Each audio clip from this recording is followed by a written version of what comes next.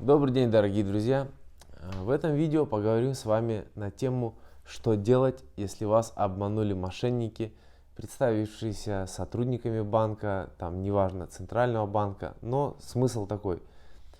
Вы взяли кредит, отдали его мошенникам каким-то образом, и, соответственно, что теперь с этим делать? К сожалению, как показывает практика, сами банки, где вы брали кредит, не сильно хотят помогать пострадавшим, потерпевшим людям. Ну, оно и понятно, потому что риски и эти кредиты им придется брать на себя.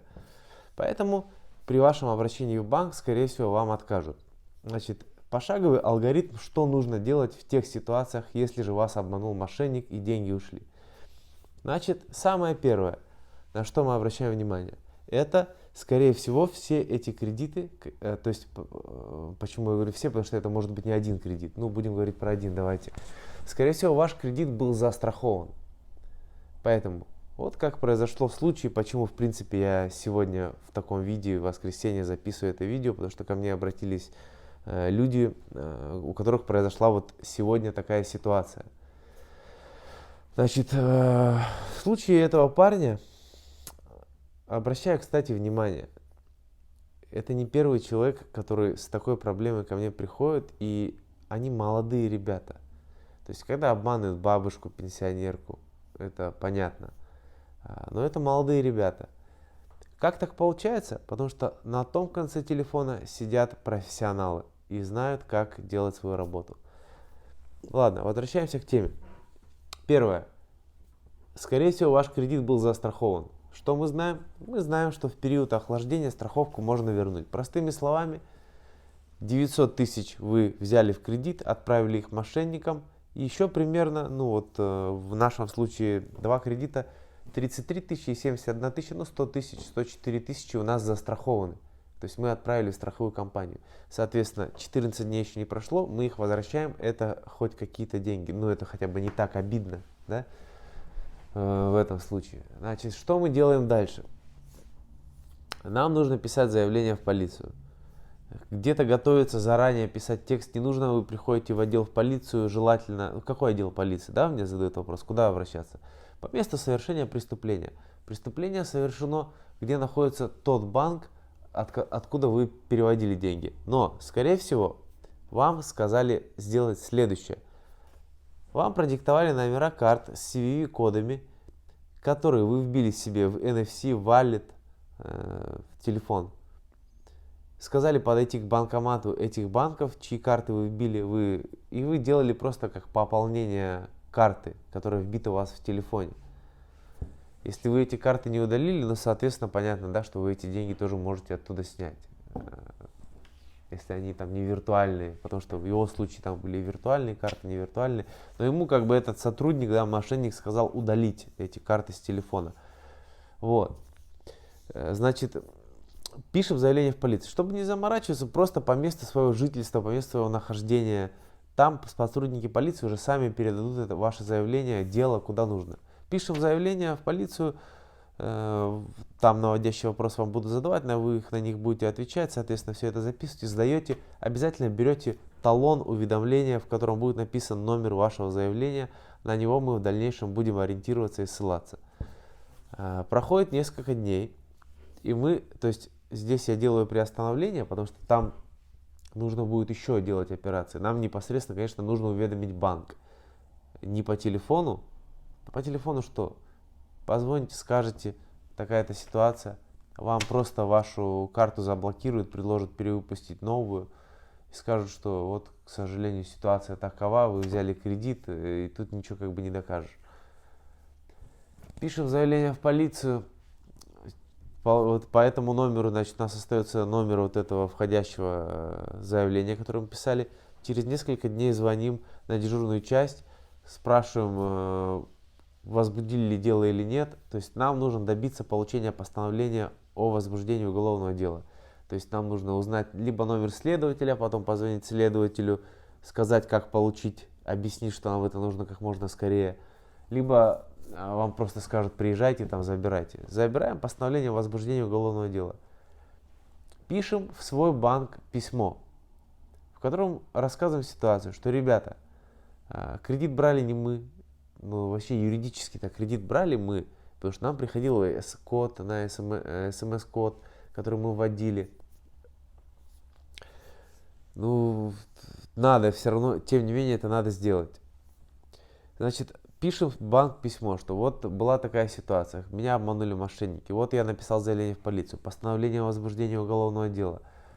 Прошу вас, пожалуйста, дать отсрочку по кредитному договору, либо кредитные каникулы на год, пока у нас идет следствие по уголовному делу.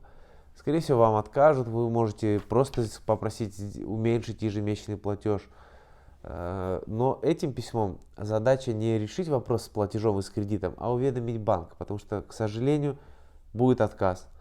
По уголовному делу, ну поверьте, сейчас сфера вот этой киберпреступности, мошенников, она настолько утонченная, что даже если вам звонит московский номер телефона и представляется сотрудником банка, это не значит, что этот человек находится в Москве. Его, скорее всего, не найдут, эту контору тоже, скорее всего, не найдут. И вот здесь, кстати, хочу заметить, есть проблема, которую раньше я описывал в своих видео. То есть я записывал видео про судебный приказ и говорил, что можно сделать с помощью судебного приказа. Вот эти мошенники, которые получают деньги на свои карты, да, не на свои, на карты номиналов, на этом сленге называется это дропы, они выводят потом куда-то эти деньги, но у них получается сделать это не со всей суммы. Потому что их банки, куда они получали деньги, вовремя блокируют их. Где подтвердить, они не могут никак уже перевода, эти мошенники. Соответственно, они, правильно, мои дорогие друзья, делают эти левые, липовые, получают судебные приказы, предъявляют в банк, где заблокированы деньги, и таким образом выводят остаток сумм. То есть это вот одно применение, да, я вам рассказываю про судебный приказ, что можно с ним сделать.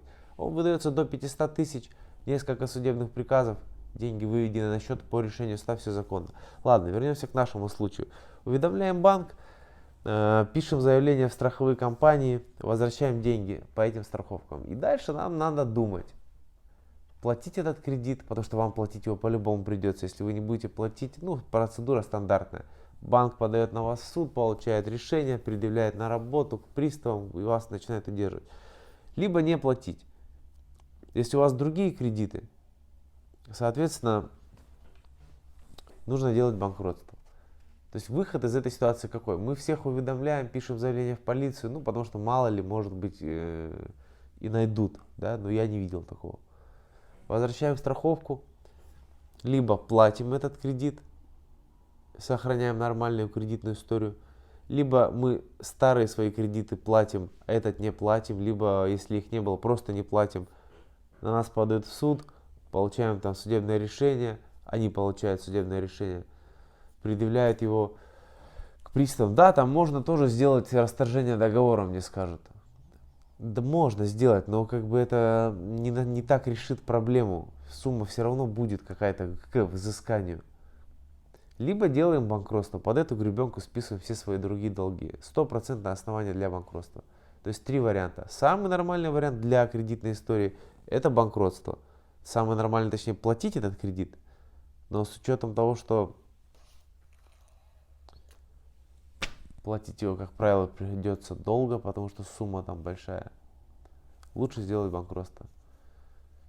Мои дорогие друзья, к сожалению, вот такие ситуации бывают, из которых как бы выходы есть, но если ты нормальный заемщик, и тут резко ни с того ни с сего тебя нагревают на 900 тысяч, и потом еще юристы тебе говорят, ну нужно сделать теперь банкротство, это шок для тебя.